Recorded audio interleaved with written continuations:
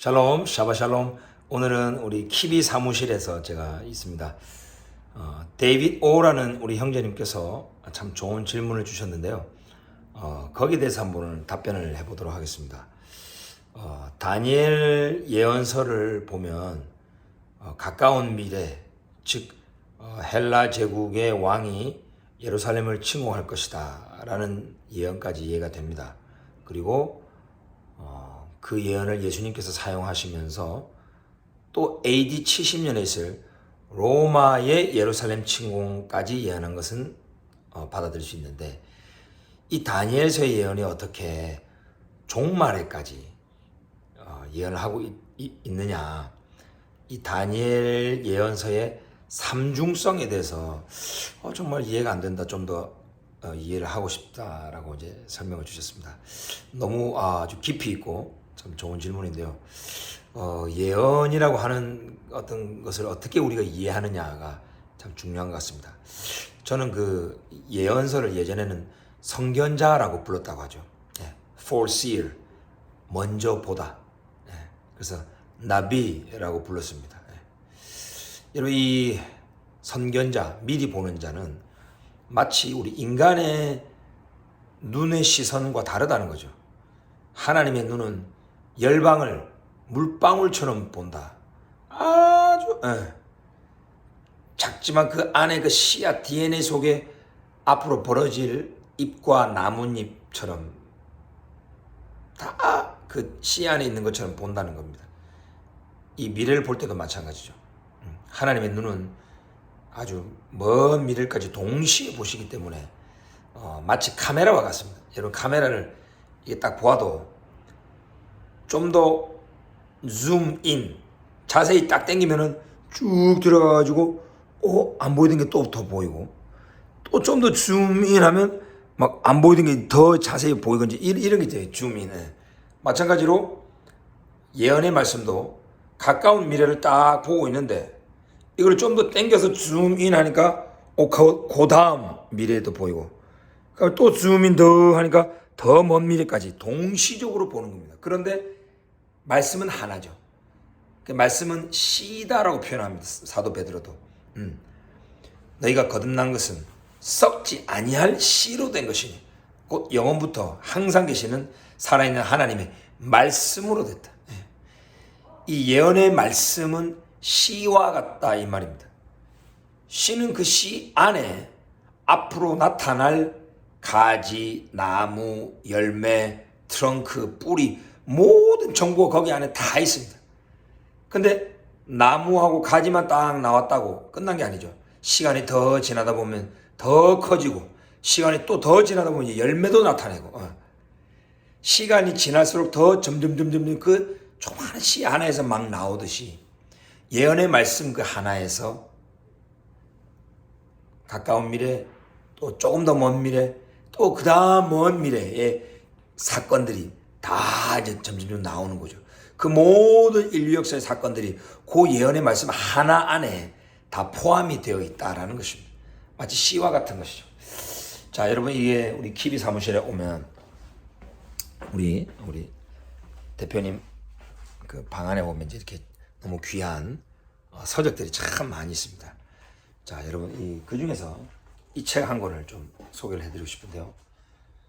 데럴 박 교수님과 미치 글레이저 교수님이 적은 책을 우리나라의 권혁선 교수님과 김진석 교수님께서 번역을 한 책인데, 이 책을 조금 이렇게 다니엘서의 예언의 삼중성에 대해서 좀 설명을 하고 있는 부분이 있어서 제가 좀 설명을 좀 드리겠습니다.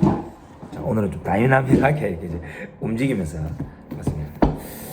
자, 여기 보면 다니엘서의 그 70일에 대한 예언의 말씀이 있잖아요. 그 말씀을 우리가 참 잘 보면 이게 삼중성이 나온다라는 겁니다. 여러분, 그 26절에 보면, 다니엘서 9장 26절에 보면 62일의 후에 기름 부음 받은 자가 끊어져 없어진다. 이거는 메시아의 고난과 죽음 그리고 부활 승천을 예언한다라고 많은 성경학자들이 보고 있죠. 그러니까 처음에 7이레와 62이레. 이거는 총 69이레로서 한 일을 1년으로 쳐가지고 토탈 약 한 490년 이후에 벌어질 일을 예언했다고 보죠. 메시아의 죽음과 부활과 승천. 근데 26절 이후에 보면 한 왕의 백성이 와서 그 성읍과 성소를 무너뜨리려니와 그의 마지막은 홍수에 휩쓸림 같을 것이다. 전쟁이 있을 것이다. 이 말씀은 바로 저 로마의 디도 장군이 예루살렘을 회파할 것을 예언을 한다는 것입니다. 자, 근데 문제는 27절에 그가 장차 많은 사람들과 더불어 한 이래 동안에 언약을 굳게 맺는다 그랬습니다. 이 27절 이 그가 도대체 누구냐라는 것이죠. 이 그가 만약에 디도 장군이로 생각한다면 디도 장군이 로마 군대와 함께 예루살렘을 쳐들어서 성전도 회파하고 수많은 사람들도 죽이고 끌고 갔는데 갑자기 평화 조약을 맺는다. 언약을 굳게 맺는다. 이거는 좀 말이 안 맞죠, 그죠? 여기서 이 교수님 존 파인버그 교수님은 요 책에서 이렇게 말씀하십니다. 디도 황제는 27절이 말하는 이런 일을 결코 행하지 않았다는 것입니다. 디도가 왜 자신이 파괴시킨 그 백성들과 평화의 언약을 맺겠는가? 그리고 이미 70번째 이래의 전 3년 반에 성전을 파괴시켜 성전 제사를 불가능하게 만든 그가 어떻게 3년 반 후에 성전에서 제사를 금지시킬 수 있겠는가? 주 70년에 예루살렘을 점령하여 그 성과 성전을 파괴한 디도는 27절의 성취가 될 수 없음이 명백하다라는 것이죠. 그렇죠. 디도 장군이 다 회파시키고 성소도 무너뜨리고 했는데 또 장차 언약을 맺고 평화조약을 맺고 제사를 금지한다. 이것은 디도의 일이 아니라는 겁니다. 그래서 많은 성경학자들이 27절은 이것은 먼 미래에 있을 예루살렘의 대환란, 7년 대환란을 말한다라고 보는 것이죠. 실제적으로 그렇게 보셨던 분 중에 유명하신 분이 있는데 바로 예슈아 머시아, 예수 그리스도께서 그렇게 보셨습니다. 마태복음 24장에 우리 예수님께서 너희가 선지자 다니엘이 말한 바 멸망에 가증한 것이 거룩한 것은 선 것을 보거든 그때에 유대에 있는 자들은 산으로 도망할지어다. 다니엘의 예언을 이용을 하셔가지고 가까운 미래, 즉 AD 70년에 있을 로마의 예루살렘 침공을 우리 주님이 경고하시고 예언을 하십니다. 자, 그러다가 이 다니엘 예언서를 설명하시면서 동시적으로 더 멀리 있는 미래, 마지막 날에 있을 대환란까지 연결하시는 모습을 우리 볼 수 있습니다. 그날을 감하지 아니하면 모든 육체가 구원하지 못할 것이다. 많은 거짓 그리스도들과 거짓 선지자들이 일어날 것이다. 그러면서 그들을 믿지 말고 여기 있다 저기 있다 해도 나가지 마라. 그러면서 마태복음 24장 27절에 번개가 동편에서 나서 서편까지 번쩍임 같이 인자의 임함도 그러하리라. 죽음이 있는 곳에는 독수리들이 모일 것이니라. 이렇게 씁니다. 여기서 죽음은 시체를 말하죠. 당시 예루살렘에 많은 유대인 청년들이 십자가 사형틀에서 죽어갔습니다. 그때 독수리들이 그 나무에 달린 시체를 쪼아먹기도 하고 파먹기도 하고 했다는 거죠.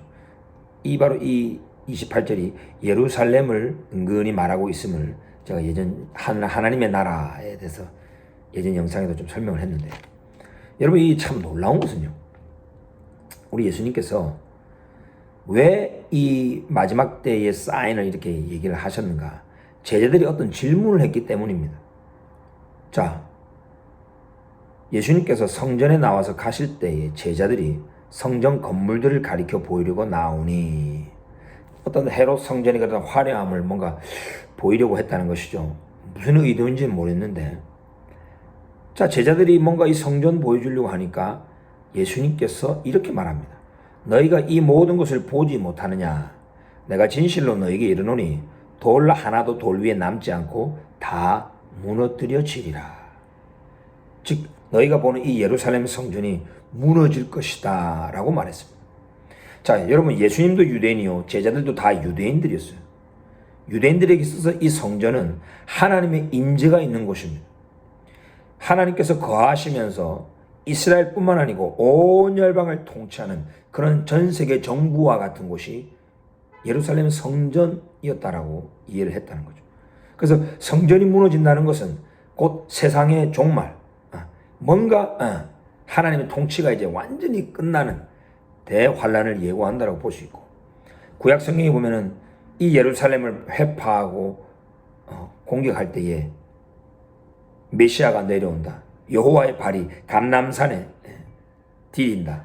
뭔가 이 주님의 임하심을 예언을 하고 있기 때문에 유대인 제자들이 이렇게 질문합니다. 예수께서 감람산 위에 앉으셨을 때에 제자들이 조용히 와서 이르되 우리에게 이르소서 어느 때에 이런 일이 있겠사오며 또 주의 임하심과 세상 끝에는 무슨 징조가 있사오리까?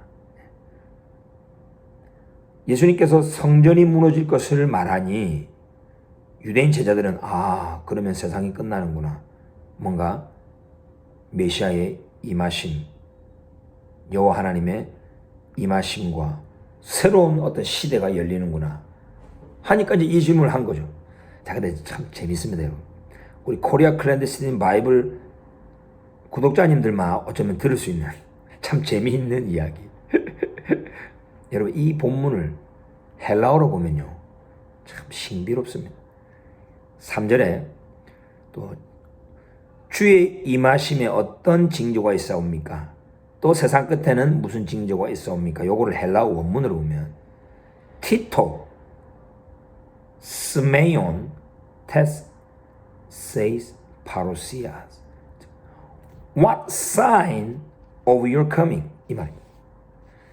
당신의 임하심에 파루시아에 어떤 사인이 있겠습니까? 할 때 이 문장을 헬라어 원문으로 보면 디도로 시작합니다. 티토 세메온 테세이스 파루시아. 놀랍지 않습니까? 디도라는 말이 여기서 나와. 와, 물론 이 티토가 그냥 어떤 이라는 의문사와 또 세메온 사인이라는 징조라는 그 단어 앞에 있는 정관사 토가 들어가 있는 단어지만 이게 연결해서 보면 티토가 돼. 디도. 여러분 아시죠? 디도 장군. 네. 로마의 디도 장군의 이름이 여기서 언급이 돼요. 이야, 참 놀랍죠, 그죠? 네. 그러니까 저 로마 예루살렘의 성전이 파괴될 때 그 주역이었던 로마의 장군 디도가 사인 중에 하나라고 볼 수 있겠죠, 그죠? 그리고 또 저 예루살렘을 치기 위하여 열방의 군대들이 모인다는 거예요. 그 말은 인자가 이제 곧 임하실 때가 다 됐단 말이에요. 왜? 메시아는 예루살렘의 저 성전을 다시 보호하고 다시 세우고 하나님의 영광을 저 예루살렘에 펼치는 자가 바로 메시아요. 자기 언약 백성을 위하여 싸우시는 분이 메시아이기 때문입니다. 그래서 구약 성경에서부터 성경이 말하는 메시아는 저 언약 백성을 지켜주고 보호하는 장군과 같은 그런 제너럴 다비드, 멜렉 다비드 같은 다윗 왕과 같은 전사의 모습의 메시아를 기다리고 있는 거예요. 우리 예수님은 죽고 부활하신 이후 이제 올라가셨죠. 그 덕분에 이 주님의 복음이 흩어진 유대인들에 의해서 온 열방까지 흘러가게 된 이것이 하나님의 섭리죠. 저 열방 민족들도 이 하나님 나라의 복음, 이 메시아의 좋은 소식을 들을 수 있도록 열방이 구원에 미칠 수 있도록 하나님께서 저 가지를 이제 꺾으시고 넘어지게 하셨다라는 거예요. 이제는 이제 이 이방인의 충만함이 차고 이 마지막 시대 때는 이제 다시 저 예루살렘을 이스라엘을 회복하신다는 겁니다. 그러면서 마지막 시대 때 주님의 임하시기 전에 마지막 대환란 7년을 다니엘도 예언하고 있고 우리 예수님도 그런 사인들을 언급하고 있는데 바로 제 예루살렘을 파괴하고 예루살렘에 세워질 세 번째 성전을 파괴하기 위하여 이방의 군대들이 모여든다는 거예요. 그때 주님이 임하신다. 이것을 우리는 알 수 있다는 것입니다. 아무쪼록 다니엘서에 그 외에도 참 많은 그런 예언들이 있는데요. 여러분 지금 좀 시간이 좀 지나가면서 이제 막 끄시려고 그랬죠. 지금 영상 지금 그죠? 조금만 더 견뎌보세요. 여러분 이 참 중요합니다. 우리가 예언을 어떻게 보느냐. 다니엘서의 예언을 많은 사람들이 그냥 영해합니다. 처음에는 뭐 역사에 펼쳐질 바벨론 제국, 또 메데 파사 제국, 그다음에 그리스 제국, 로마 제국 이렇게 해석을 잘 하다가 마지막에 쇠와 진흙, 이거는 뭐 분리된 어떤 왕국, 어떤 사람은 유럽 연합이라고도 얘기하고, 여기까지 다 인류 역사에 실제로 나타날 제국이나 나라로 해석을 하다가 갑자기 이 여러 왕들의 시대에 하늘의 하나님이 한 나라를 세우실 것이다. 이렇게 할 때는 이걸 갑자기 영해를 해버려요. 저는 그걸 이해를 할 수 없어요. 이 시대에, 이 열왕들의 시대에 이 말이에요. 다시 말하면 여러 나라와 제국이 이제 뒤섞이는 쇠와 진흙이 섞이는 시대가 온다는 거죠. 실제로 그렇죠. 로마 시대 이후에 지난 2000년 교회사를 보면 이제 많은 종족들이 이동을 많이 했어요. 지금도 이제 글로벌 시대죠. 우리나라만 해도 이제 외국인들이 수십만 명이 들어왔습니다. 뒤섞이는 시대예요. 자, 이런 세계화의 시대에 하늘의 하나님이 한 나라를 세우신대요. 여기서 이 나라는 이 역사 가운데 나타나는 실제적인 나라지 왜 갑자기 이걸 어떤 영적인 나라 또는 교회, 천국 왜 갑자기 영해해버리는지 이해를 할 수 없습니다. 예언은 역사 가운데 벌어질 일을 예언하는 거예요. 그걸 그대로 쭉 해석을 해왔다면 똑같은 원리로 이 다니엘서 2장 44절도 해석을 해야죠. 저는 이 하나님이 한 나라를 세운다는 것은 저는 1948년 재건된 이스라엘을 말한다라고 보입니다. 이스라엘이 영원히 망하지도 아니하고 그 국권이 다른 백성으로 돌아가지 아니할 그 영원히 서 있는 나라, 하나님의 통치가 역사 가운데 실현될 저 이스라엘을 예언을 하는 거죠. 그래서 이 모든 나라를 쳐서 멸망시키고 영원히 설 것이다. 이게 바로 스가랴에서도 말하고 우리 예수님도 말하고 이 예루살렘 거룩한 이 도시를 치러 수많은 이방 민족이 모여드는 거죠.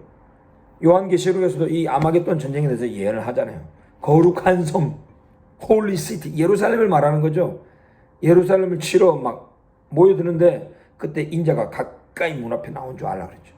우리 주님이 임하셔서 모든 이방 민족들, 하나님의 언약 백성을 치려고 하는 저 이방 민족들을 다 멸하신다. 이게 바로 손대지 아니한 돌이 산에서 나와서 쇠, 놋, 진흙, 은, 금 다 부서뜨린다. 이게 바로 지금까지 쌓여왔던 모든 이방의 문화와 하나님을 대적하는 모든 누적된 세력들, 그것을 다 이제 갈아엎으시고 영원한 하나님의 나라 통치가 저 예루살렘을 시작으로 해서 온 열방에 이제 펼쳐지는 시대가 온다. 그래서 새 하늘, 새 땅, 새 예루살렘, 이것이 마지막 장면이라는 것이죠. 그래서 우리 예수님께서 마태복음 24장에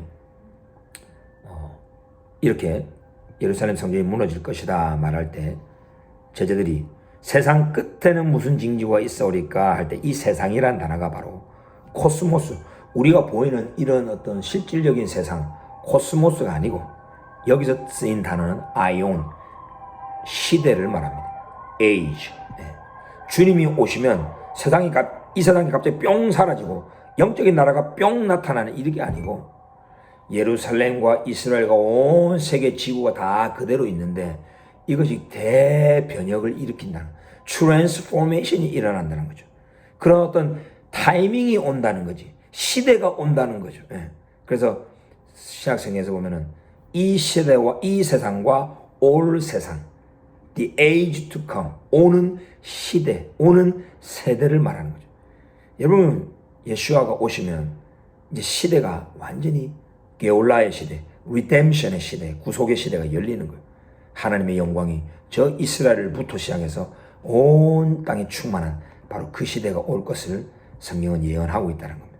그래서 다니엘도 또 신약 성경도 우리 예수님도 요한계시록도 한 번 하신 이 예언의 말씀이지만 이 말씀은 씨와 같아서 앞으로 나타날 가지, 그리고 그 가지 위에 나타날 잎, 그리고 그 나타날 꽃, 그리고 좀 더 시간이 지나면 나중에 이제 열매, 이 모든 것들이 전부 씨 안에 다 담겨져 있듯이 이 다니엘의 예언도, 구약의 예언의 말씀도 거기 안에 가까이 벌어질 사건도 예언하고 좀 더 먼 미래도 예언하고 마지막 시대까지 다 예언을 하고 있다는 것이죠.